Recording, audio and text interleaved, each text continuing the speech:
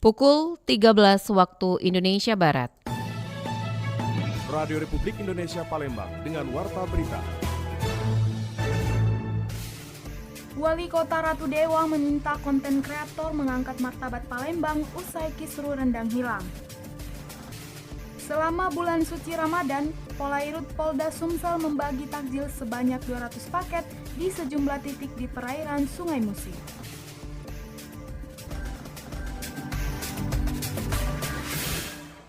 Itulah di antara informasi yang kami hadirkan siang hari ini, Selasa 25 Maret 2025, yang berhasil dihimpun tim redaksi RRI Palembang. Bersama saya Dela Wawi, inilah Warta Berita selengkapnya.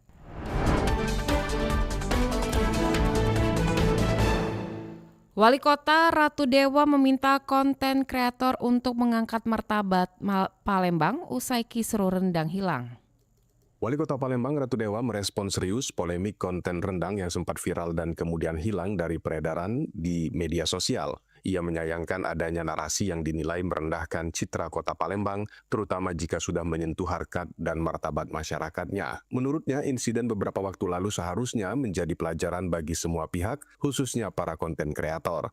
Ia mengajak agar kejadian itu menjadi titik balik untuk memperkuat citra Palembang lewat karya-karya kreatif yang bernilai edukatif dan membangun. Dalam pertemuan bersama sejumlah kreator lokal kemarin, Ratu Dewa menekankan pentingnya menghadirkan konten yang tidak hanya viral, tetapi juga bermartabat. Dikatakannya pemerintah kota siap membuka ruang kolaborasi untuk mendorong tumbuhnya ekosistem kreatif yang sehat dan positif. Dirinya juga menaruh harapan besar agar para kreator mampu menjadi representasi positif Kota Palembang melalui media sosial. Saya sangat tidak rela Kota Palembang ini direndahkan, apalagi nyangkut harkat dan martabat orang Palembang. Dan kita berharap cobalah cari konten-konten yang bermartabat, yang mendidik, sehingga masyarakat Palembang tidak merasa dirugikan oleh hal-hal yang bersifat negatif seperti yang terjadi beberapa hari yang lalu. Ratu Dewa menegaskan bahwa Palembang memiliki potensi budaya, sejarah, dan kuliner yang kaya dan seharusnya dikenalkan ke publik dengan cara-cara yang menghormati nilai-nilai lokal. Konten yang bersifat provokatif dan negatif menurutnya justru bisa merugikan citra daerah dan masyarakatnya. Dengan dorongan dari pemerintah kota, para konten kreator diharapkan dapat merespon dinamika sosial dengan lebih bijak, bukan hanya sekedar mengejar sensasi, tetapi juga mampu memberikan edukasi kepada masyarakat lewat narasi yang membangun demi kemajuan bersama. Dari Palembang, Rocky Pratama melaporkan. PDAM Tirta Musi Palembang tengah memperbaiki kerusakan pipa distribusi air bersih yang mengalami gangguan sejak beberapa hari terakhir.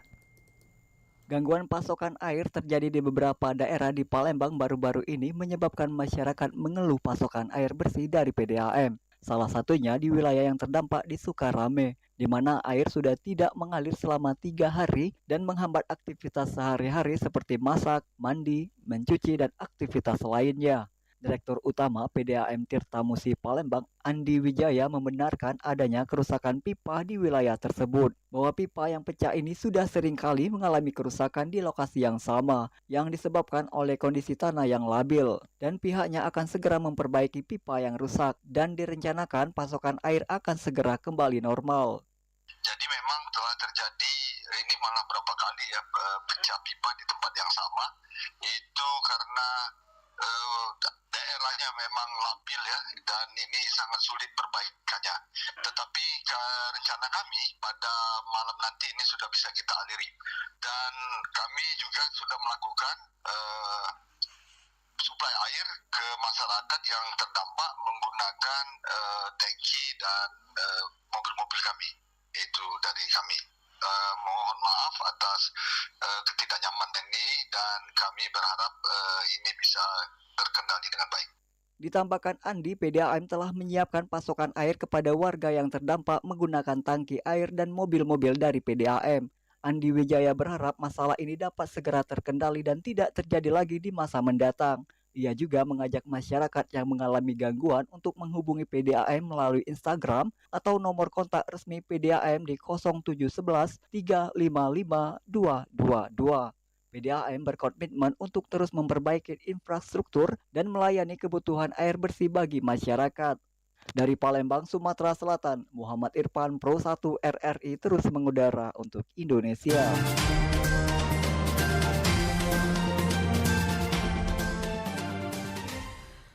Selama bulan suci Ramadan, Polairut Polda Sumatera Selatan membagi takjil sebanyak 200 paket di sejumlah titik di perairan di Sungai Musi. Sebagai bentuk kepedulian kepada warga di wilayah perairan Sungai Musi, personil Polisi Perairan dan Udara Polairut Polda Sumatera Selatan membagikan takjil untuk berbuka puasa. Kegiatan tersebut rutin dilakukan sepanjang bulan Ramadan sebagai wujud kebersamaan dan dukungan bagi masyarakat. Menggunakan kapal patroli, personil Polairut menyelusuri sejumlah titik di perairan Sungai Musi mulai dari kawasan Pusri, Pulau Kemarau hingga Asegap. Komandan Kapal Elang Bondol AKP Imam Sokibi mengatakan sebanyak 200 paket takjil disiapkan dan dibagikan kepada para pelayan yang melintas serta warga sekitar. Menyebutkan kegiatan tersebut bukan sekedar berbagi makanan tetapi juga untuk mempererat hubungan antara polisi dan masyarakat. Pihaknya juga ingin hadir di tengah masyarakat, terutama mereka yang masih berada di perairan saat menjelang berbuka puasa. Membagikan ini karena kita lihat bahwasanya di perairan ini tidak ada rumah makan ataupun jauh dari rumah makan, sehingga kita memberikan bantuan ini sedikit pada saat berbuka puasa. Ada makanan yang bisa dimakan untuk melaksanakan berbuka puasa. Kita laksanakan rutin karena ini adalah program pimpinan, dalam hal ini Dit Polairut Polda Sumatera Selatan. Aksi ini pun mendapat apresiasi dari warga. Salah satu penerima takjil Usman mengatakan dengan adanya pemberian takjil yang dilakukan Polairut, dirinya merasa sangat senang dan terbantu, terutama bagi yang masih di Sungai Musi saat maghrib tiba. Snack Pak untuk berbuka Pak. Ya bisa bagi-bagi rezeki Pak. Pembagian takjil oleh Polairut Polda Sumatera Selatan ini menjadi agenda rutin selama bulan suci Ramadan sebagai wujud kepedulian terhadap masyarakat di kawasan perairan. Lamsi Harsilitonga melaporkan.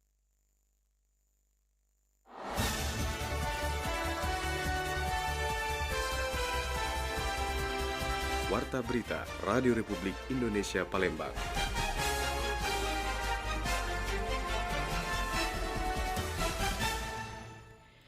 Jalin kerjasama Baratin gandeng Unsri memperkuat keamanan negara, peningkatan SDM dan mendorong ekspor Indonesia.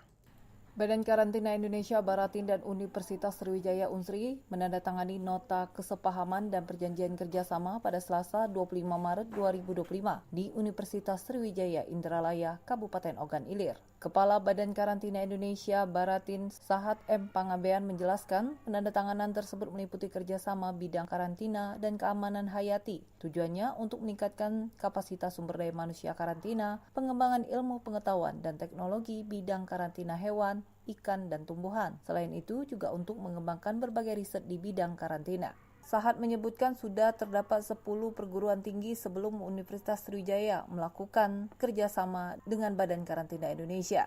Diharapkan Universitas Sriwijaya dapat mendukung Badan Karantina Indonesia secara saintifik baik untuk tindakan karantina impor maupun ekspor antar. Nah, hama penyakit ini itu harus bisa kita jelaskan secara ilmiah, terutama kepada negara-negara mitra kita kalau barangnya masuk ke Indonesia, atau demikian juga kalau kita mengekspor ke luar negeri. Nah, jadi karantina ini ingin negara-negara mitra itu memposisikan Indonesia itu equal, sama posisinya. Nah, posisi itu bisa equal ketika karantina ini di backup oleh perguruan tinggi, karena informasi ilmiahnya ada di perguruan tinggi. Nah, jadi itu pentingnya MOU ini. Itu dalam konteks berbangsa dan kita bernegara. Dalam konteks penguatan SDM, tadi kita sepakat bahwa fasilitas yang ada di Universitas Sriwijaya dan ada di Badan Karantina Indonesia itu bisa dipakai bersama-sama untuk penguatan SDM.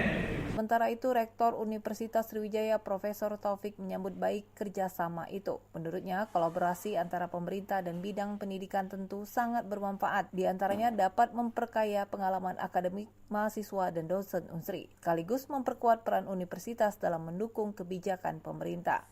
Siap untuk itu dan siap memberikan kontribusi, siap memberikan potensi yang ada di Unsri, terutama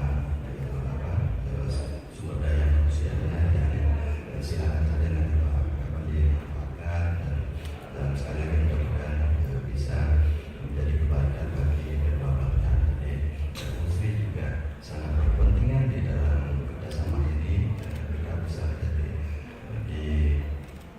Sebelum penandatanganan kerjasama tersebut, Baratin juga telah menjalankan program praktisi mengajar di Unsri, di mana dua pegawai Balai Karantina Hewan Ikan dan Tumbuhan Sumatera Selatan terlibat aktif dalam memberikan pengajaran berbasis praktik. Program ini telah memberikan kontribusi signifikan dalam meningkatkan pemahaman mahasiswa tentang aplikasi ilmu karantina di lapangan. RRI Palembang, Nova Ariana melaporkan terus mengudara untuk Indonesia. Sejumlah ruas jalan nasional di Kota Palembang diprediksi rawan macet selama masa angkutan mudik dan balik pada Lebaran tahun 2025. Para pemudik pun diminta untuk mewaspadai sejumlah titik dimaksud agar tetap melakukan perjalanan mudik dengan nyaman. Kaur TU PPK 31 Pelaksana Jalan Nasional 3 Sumatera Selatan, M. Wahyu Aditya mengatakan, beberapa titik macet yang perlu diwaspadai pemudik diantara di Jalan R. Sukamto, Jalan Kol Haji Berlian, Jalan Kol Berlian, Jalan Residen Haji Abdul Rojak depan SMA Kumbang, Jalan Ria Kudu Jembatan Ampera, dan Jalan Jenderal Sudirman Simpang Caritas. Untuk jam-jam macet, para pemudik diharap menghindari dari jam 11 sampai jam 1 siang dan juga dedikat waktu berbuka puasa dari jam 4 sore sampai dengan jam 7 malam. Untuk para pemudik dihimbau berhati-hati dalam menjaga kondisi arus dan juga kondisi kendaraan. Juga para pemudik dipersilahkan untuk beristirahat jika ada kendala di jalan di posko-posko yang sudah disediakan oleh Kementerian PU, tepatnya Balai Besar Pelaksanaan Jalan Nasional Sumatera Selatan. Selain menyebutkan 6 titik rawan macet, Wahyu juga menghimbau pemudik untuk mewaspadai sejumlah titik rawan genangan dan banjir. Data pada posko mudik Lebaran tertulis bahwa titik rawan genangan dan banjir berada di Jalan Abdul Rozak, depan SMA Kumbang, Jalan Basuki Rahmat, Simpang Balayuda, Jalan Sudirman depan UIGM, dan Jalan Sudirman Simpang Polda. Untuk memberikan kenyamanan kepada pemudik yang melintas pada ruas jalan nasional dalam Kota Palembang, Kementerian PU menyediakan posko yang dapat dimanfaatkan pemudik untuk beristirahat yang dilengkapi beragam fasilitas seperti tempat istirahat, air minum, kopi, gula, snack, musola, colokan listrik, dan tempat parkir.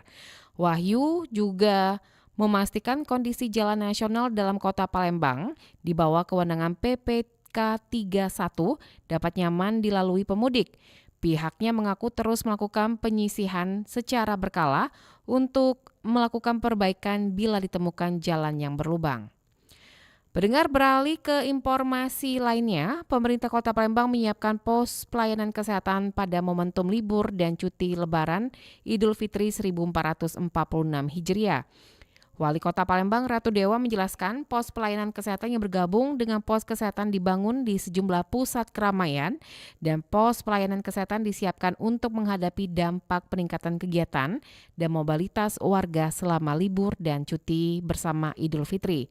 Dewa menjelaskan pemerintah Kota Palembang menyiapkan pos-pos pelayanan kesehatan dan keamanan guna memudahkan warga mendapatkan informasi dan pelayanan semasa libur dan cuti bersama Hari Raya Idul Fitri pada 31 Maret hingga 7 April 2025. Melalui upaya tersebut, masyarakat dapat melakukan berbagai persiapan perayaan Hari Raya keagamaan umat Islam dengan aman dan nyaman. Informasi tadi mengakhiri warta berita siang ini. Radio Republik Indonesia Palembang mewakili kerabat kerja yang bertugas. Saya Dela Wawi undur diri dan sampai jumpa.